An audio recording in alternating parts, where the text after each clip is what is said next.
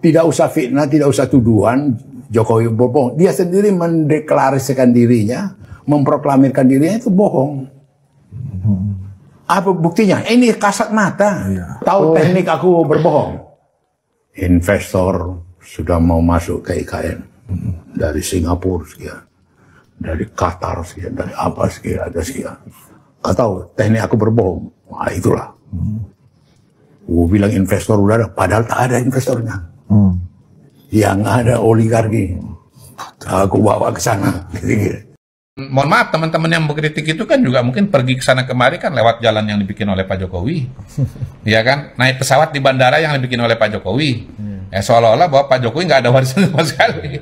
Jadi itu visi aksinya Jokowi ya. Iya. Nah, kalau di surveinya indikator ini kan sebetulnya ada pertanyaan-pertanyaan mengenai apa? Mengenai banyak persoalan dan memang ada gradasi di situ harus diakui. Ya, kepuasan secara umum 75%. Undang-undang mana yang dirubah oleh Pak Jokowi? Sebutkan, buktikan. Jangan hanya asal bicara. Undang-undang yang mana? Dia bisa menjelaskan bos sendiri nantinya ketika dia sudah turun. Enggak, sekarang undang-undang yang mana yang dilanggar Pak Jokowi? Iya dong. Itu aja. Enggak. Adian, bro. Bro, jangan ngomong. Itu akan nanti kita pertanyakan ketika sudah asal dia bunyi, turun nanti jangan. tanggal 20. Undang-undang yang mana? Siapapun tahu bahwa dulu. sebenarnya Gibran tidak cukup umur. Tapi kan kita tidak mau kembali pada perdebatan itu. Kenapa kemudian undang-undang itu dirubah? Kenapa kemudian diadukan ke MK? Ada omnya di situ dan sebagainya. Kita tidak mau kembali pada perdebatan lama itu. Tapi bekerja untuk bisa melakukan kerjaan-kerjaan berat dan sukses itu harus tanpa beban. Pun belajar pun harus tanpa beban. Pak Jokowi bisa menjadi pembelajaran yang cepat karena tidak terlalu banyak beban.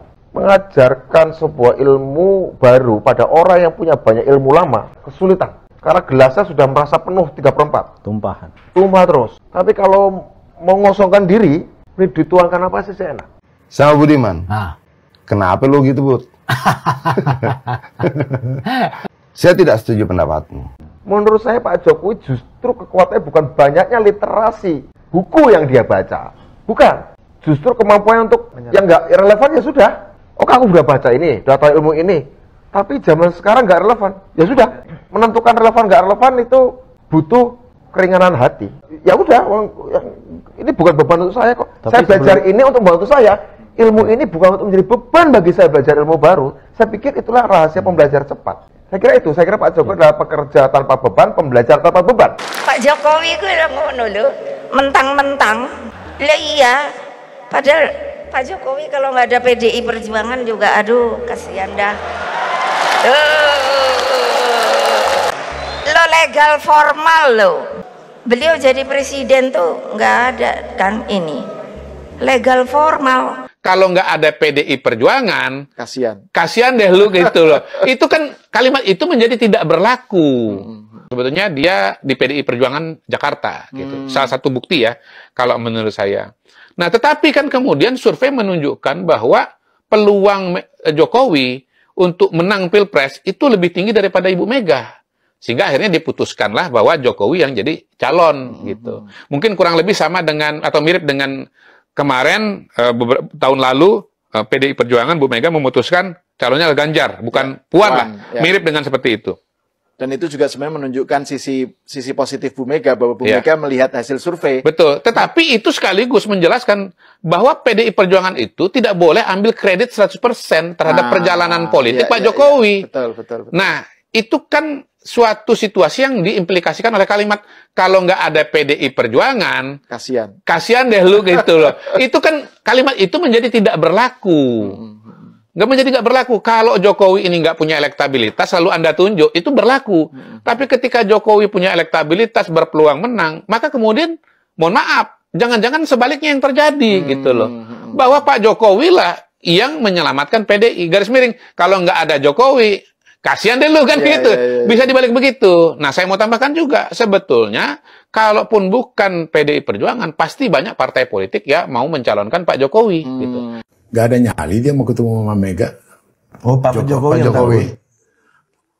Yakin aku nggak punya nyali. Karena apa? Dikejar bayangan. Karena apa? Dia sudah bisa merasakan dampak daripada kebohongan dia. Sama tipu-tipu taktik dia. Tipu-tipu kampung nggak ya?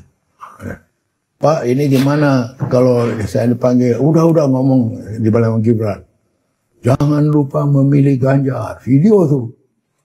Ingat ini. Datang lagi siapa? Bobi. Opung kan waktu itu ikut lari pagi kan? Lo iya, berbondong-bondong kata si Bobi lagi dari sana supaya ini. Cuma gampang dijengkal. Apanya itu, tipu-tipunya itu apa? Lihatlah gayanya si Bobi. Aku kan sebelumnya sudah di Gerindra, ya kan? Ya kan? Jadi nggak ada masalah gitu loh. Gila nggak? Kalau di Gerindra kasih tahu dong seperti PDI. Aku udah di Gerindra. Jadi baru saja dalam perjalanan ke Metro TV, Mas Budiman menerima surat? Ya betul. Apa isi surat itu, Mas? Ya, saya diberhentikan dari keanggotaan saya, partai yang sudah secara formal saya ikuti sejak Desember 2004 kader sebagai anggota PDI Perjuangan secara organisasional, tapi ya sebenarnya secara politis dan emosional sebenarnya sudah bahkan sejak kelas 6 SD saya sudah ikut kampanye PDI meskipun tentu saja waktu itu masih kecil ya. Oke, berarti Mas Budiman kaget menerima surat ini kan? Ini adalah surat yang dibuat oleh DPP PDI Perjuangan. Isinya adalah surat keputusan. Menimbang, mengingat, kemudian memerhatikan, dan kemudian memutuskan.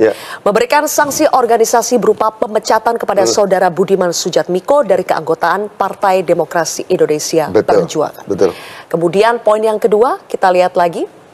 Melarang saudara tersebut pada diktum 1 di atas melakukan kegiatan dan menduduki jabatan apapun yang mengatasnamakan Partai Demokrasi Indonesia Perjuangan. Ditetapkan di Jakarta tanggalnya hari ini, 24 Agustus 2023, ditandatangani oleh Ketua Umum langsung Megawati Soekarnoputri dan juga Sekjen Hasto Kristianto. Prabowo menceritakan ke saya tanya dia, Mas maju nggak jadi calon presiden? Begini Bang, aku tergantung Pak Jokowi. Kalau presiden mengatakan maju, saya maju. Kalau tidak katakan tidak, tidak. Saya tanya Pak Jokowi, aku ketemu Prabowo. Dia bilang begini, benar, betul. Nah, dari pemimpin yang ada, yang surveinya banyak, elektabilitas dan popularitasnya tinggi, saya melihat, kok Pak Prabowo ya, yang paling mendekati tipe kepemimpinan strategik visioner, meneruskan kepemimpinan strategik visioner yang sudah dimulai oleh Pak Jokowi di 2019. Pilihan saya sederhana itu, Mas. Pilihan saya sederhana itu. Jadi, Pak Prabowo sama dengan Pak Jokowi pada periode keduanya. Tapi yang nanti pemilu bisa lihat, tanggal 20 saya mau masuk ini. Dia selesai dan PDI Perjuangan tetap ada. PDI Perjuangan tetap ada di parlemen. Kita akan tetap punya sekian banyak kepala daerah. Undang-undang pemilu. Sekian banyak. Bro dengar dulu ya. Saya mau lanjutkan. Tidak ada hubungan dengan Pak Jokowi. Enggak. Siapapun yang tahu bahwa kemudian itu menjadi keputusan yang tidak adil ketika ada saudaranya menjadi hakim.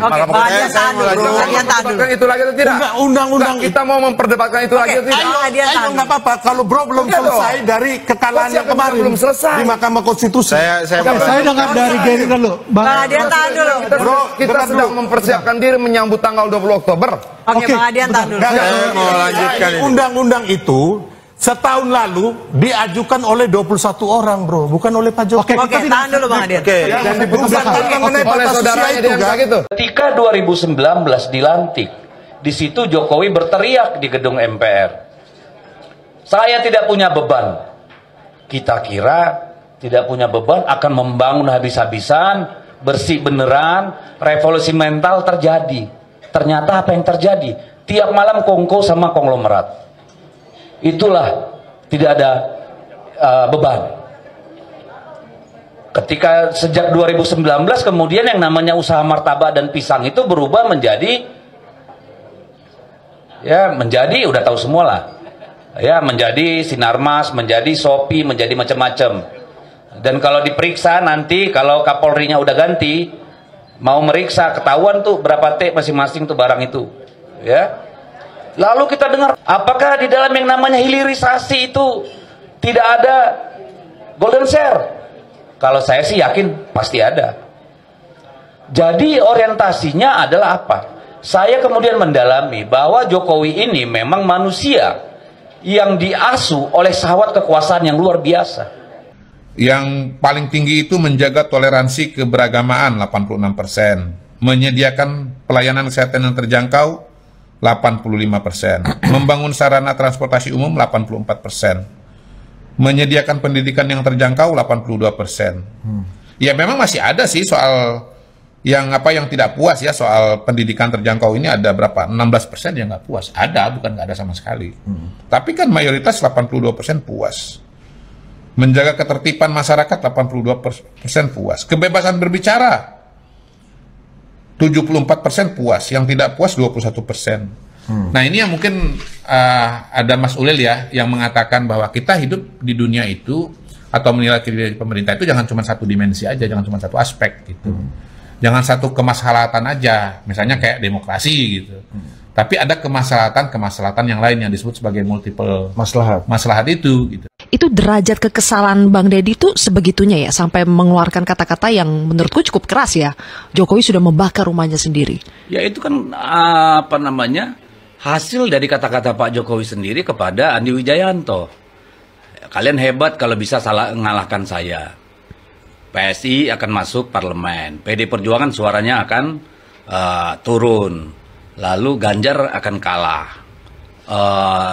Which mean kalau menurut saya bakar rumahnya. Kan itu aja. Supaya publik gampang menangkapnya. Apa sih artinya itu? Itu kan artinya dia bakar rumahnya. Kalau saya sih sederhana aja. Maksudnya melakukan sesuatu yang merugikan tempat asalnya ya, Bang? Tempat di mana dia tinggal, dibesarkan, ya, dilindungi. Ya. Jadi sakit banget gak tuh, Bang? Saya kira siapa yang dibilang? Dia tidak ada, Adi Praitno yang bilang kan. Tidak ada yang lebih sakit dari perang saudara. Pak Jokowi pada periode kedua, aku sudah dapat kepercayaan, bisa dipilih lagi kedua kalinya. Maka dibutuhkan kepemimpinan yang kemudian mencari nafkah keluarganya secara lebih bertanggung jawab, secara lebih masuk akal.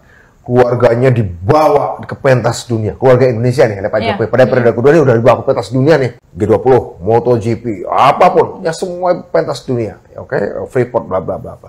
Artinya apa? Artinya Pak Jokowi ibaratnya naik kelas nih, rakyat Indonesia dinaikkan kelas. Sekarang main dunia ya, udah aku ajak ya. Oke, udah percayakan sama papa dulu kan. Sekarang saya ajak main-main ke dunia nih. Ketika Anies Baswedan itu dikriminalisasi, itu Pak Presiden Jokowi berbicara dengan saya. Seperti beliau sangat khawatir terhadap munculnya Anies Baswedan. Sehingga itu nyata-nyata kasus Formula E itu kriminalisasi, dan saya bersaksi itu dari perintah Pak Jokowi secara langsung. Ya memang teman-teman yang kontra ini kan punya pola untuk menyederhanakan persoalan itu kepada satu dimensi, misalnya soal demokrasi misalnya. Yang kedua, semuanya ditarik dan disalahkan kepada Pak Jokowi. Ya soal demokrasi, kebebasan berbicara kalau menurut masyarakat kita kan masih 74% kepuasannya. Misalnya indeks demokrasi dibilang turun, saya pernah bilang ya nggak apa-apa turun, nanti naik lagi gitu. Sengaja saya nggak lanjutin omongan saya pada waktu itu, biar rame lah. Ya sebetulnya kalau kita bicara indeks demokrasi Indonesia yang dibuat BPS turun 80 ke 79. Bukan turun ke 39 atau ke 29 ya. Dari 80 ke 79 ya, turun dikit lah. Gitu. Jangan-jangan masih, kalau ini penelitian statistik masih dalam margin of error nih, jangan-jangan. Gitu. Yang kedua yang dari majalah Ekonomis. Intelligence Unit itu kan turun 2022 6,7, 2023 6,5, 0,2 kok. Nggak turun jadi angka dari 4 jadi 2 gitu, enggak. Saya tegaskan kembali bahwa Pak Jokowi dan keluarga sudah tidak lagi menjadi bagian dari PDI Perjuangan, karena cita-cita partai yang diperjuangkan sejak pada masa Bung Karno, sejak PNI, ketika kita membangun Republik ini, sudah tidak lagi sejalan di dalam kebijakan dan praktek-praktek politiknya. Dalam usia kurang lebih 10 tahun, rejim demokratis, negara berkembang, tapi bisa melakukan 2 kebijakan pembangunan yang secara mazhab itu satu agak kapitalis, Iya. satu agak sosialis. Ini agak aneh. Ini orang bahkan pendukung Jokowi pun saya kira belum pernah lihat ini. Bahwa ini sebenarnya kekuatan yang harus dieksplor. Kerusakan sistem hukum itu by design. Termasuk persoalan yang muncul antara Pak Firly, kemudian dengan Pak Sigit Listio terkait dengan proses kriminalisasi Anies. Jadi semua sudah by design. Jadi ini kasihan kan, kita kasihan aja lihat orang-orang. Enggak ada cara berpikirnya nih di luar akal sehat, di luar konstitusional juga. Seolah-olah kalau nyerang Jokowi, Gibran nanti ribut sama Prabowo, lalu sampai pada Gibran tidak dilantik nanti. Ya, betul. Ini kan kasihan kita. Ada ahli tata negara di situ, mantan Menko Polhukam di situ, iya kan? Di situ juga para dokter-dokter yang kumpul. Dan cara berpikirnya seperti ini, bagaimana nih negara mau maju? Hubungan kita dengan semua baik. Yang tidak baik itu cuma dengan Jokowi. Karena apa? Karena dia memilih membakar rumahnya sendiri untuk kepentingan dia dan keluarganya. Kalau dengan yang lain kita nggak ada masalah. Yang tidak mungkin kita masih bisa berhubungan baik dengan Pak Jokowi, itu aja kesimpulan. Beliau kan bilang bahwa Pak Jokowi itu membakar rumah PDI Perjuangan. Kalau menurut saya yang membakar rumah PDI Perjuangan itu, dengan segala hormat ya, Mas Hasto. Kenapa kalau membakar itu dimaknai sebagai PDI Perjuangan suaranya turun ya, terutama di tingkat nasional, kemudian pilpresnya kalah. Menurut saya itu karena Mas Hasto sebagai aktor utamanya. Di tempat ini saya pernah mengatakan bahwa seandainya panglima perang pemilunya PDI Perjuangan itu pada tahun 2024 ini adalah Mas Bambang Pacul Halan, saya yakin ceritanya akan sangat-sangat lain dan sangat-sangat berbeda. Polarisasi dan dividen. Nah, saya menganggap Mas Pacul itu adalah orang yang berangkat dari fakta dan data. Beliau adalah tipologi fakta dan data, tim fakta dan data. Tapi kenapa kan gini ya, kita kan tahu ya kalau misalnya banyak perusahaan-perusahaan teknologi gitu misalnya itu harus tutup gulung tikar karena teknologinya nggak bisa adaptif lagi dengan zaman. Nah, buktinya kalau tidak bicara fakta dan data, orang selevel sekjen partai PDI Perjuangan harusnya udah tergulung zaman juga dong. Artinya kan dia masih survive di situ, masih eksis di situ, pasti ada diferensiasi yang dimiliki gitu. Tiga kali menang pemilu partainya ya. Mas Hasto ini mirip dengan undang-undang pemilu, dia tergantung pemilu undang-undang edisi tahun berapa. Jadi saya ngelihat Mas Hasto yang berbeda loh di tahun 2024 dengan 2019, 2014. Tapi tiba-tiba muncul suatu persoalan. Kader-kader PDI Perjuangan begitu banyak tekanan di Sulawesi Utara. Itu Partai Coklat yang bermain sama dengan di Jakarta, di Jawa Timur, di Sumatera Utara. Itu Partai Coklat itu super powerful karena mereka punya agenda-agenda politik terhadap apa? Aliansi kekuasaan sang raja dengan Jokowi. Jadi tiba-tiba seorang Mas Hasto Kristianto itu tahun 2024 seperti tidak berpijak pada data dan fakta. Analisa dan pernyataannya tidak berpijak kepada fakta dan data. Dan kita tidak sedang membicarakan fakta dan data yang rumit ya. Kita berbicara tentang fakta data yang sederhana seperti hasil pemilu di luar negeri yang dia bilang dimenangkan Ganjar Mahfud, padahal faktanya adalah Prabowo Gibran gitu.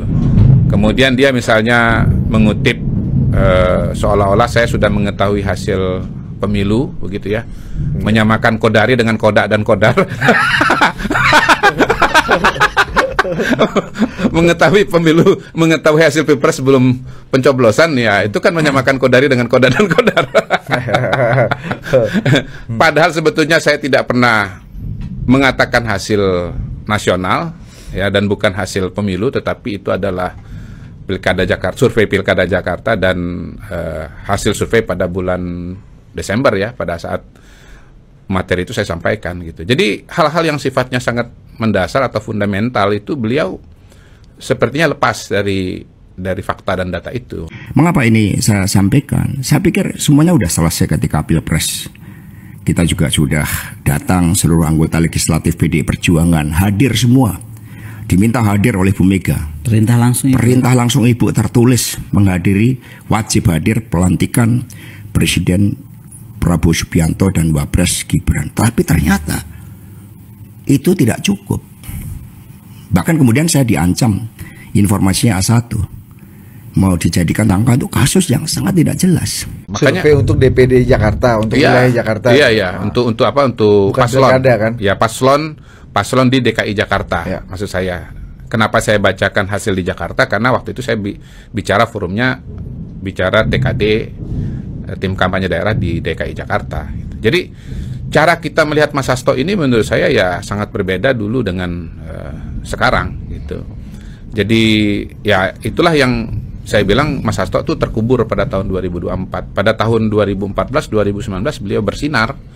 Kita objektif sajalah bahwa tahun 2014-2019 PDI-nya menang, kan? Lalu suaranya naik, pilpresnya juga menang, kan begitu. Tapi tahun ini kan pilpresnya kalah dengan sangat telak. Untuk memutus syahwat kekuasaan yang terus-menerus dipertontonkan oleh seorang Joko Widodo.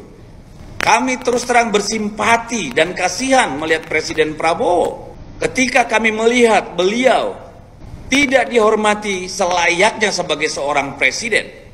Bayangkan seorang presiden setelah melakukan kunjungan kerja pada hari Minggu di luar hari kerja, mengunjungi lahan food estate di Merauke, harus terbang ke rumah seorang mantan presiden, dan kemudian kesan kami dari gestur beliau dipaksa menjadi seorang influencer calon gubernur.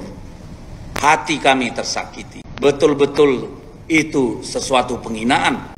Dan kami menyerukan kepada seluruh pendukung Pak Prabowo supaya memberikan keberanian kepada beliau untuk memutus syahwat kekuasaan yang terus-menerus dipertontonkan oleh seorang Joko Widodo. Pak Jokowi adalah nakoda yang akan segera harus ganti perannya, tapi kurang lebih 90% penumpang di perahu itu menganggap, berdasarkan survei ya, 90% kurang lebih puas dengan perjalanan perahu atau kapal lah ya. Karena meneruskan program Pak Jokowi menurut saya mutlak kalau Indonesia mau serius jadi negara industri maju ya. Saya ingin memastikan, saya nggak mau bertaruh, ini harus ada kemenangan tebal di mata para pendukung program-program Pak Jokowi. Pelanjutnya ya, ini inisiatif saya pribadi. Saya sebenarnya jarang bertemu dengan Pak Prabowo ya. Saya bertemu mungkin 4 atau 5 kali sejak reformasi. Oke. Kita ingat kasus, mohon maaf saya sebut, Ketua Umum Golkar Pak Erlangga Hartarto. Itu kan juga menggunakan pressure dari kejaksaan. Kemudian KPK juga digunakan sebagai pressure dalam kepentingan politik. Pak Jokowi ini kan adalah tokoh yang sebetulnya masih sangat populer di Indonesia. Survei terakhir dari indikator kan 77,5% tingkat kepuasannya. Lalu Mas Gibran, Pilpres kemarin, dia menarik suara orang muda. Dia adalah wapres yang masih sangat muda, usia 36 tahun, lalu kemudian ya 5 tahun, 10 tahun ke depan bisa tetap jadi wapres, bahkan 10 tahun ke depan bisa jadi presiden untuk periode 10 tahun ke depannya lagi. Jadi Mas Gibran ini saya lihat sebagai salah satu bintang penjuru ya, bintang penjuru dalam politik Indonesia 20 tahun ke depan loh. Nah, oleh PDI Perjuangan aset yang bagus ini itu dilempar, dibuang.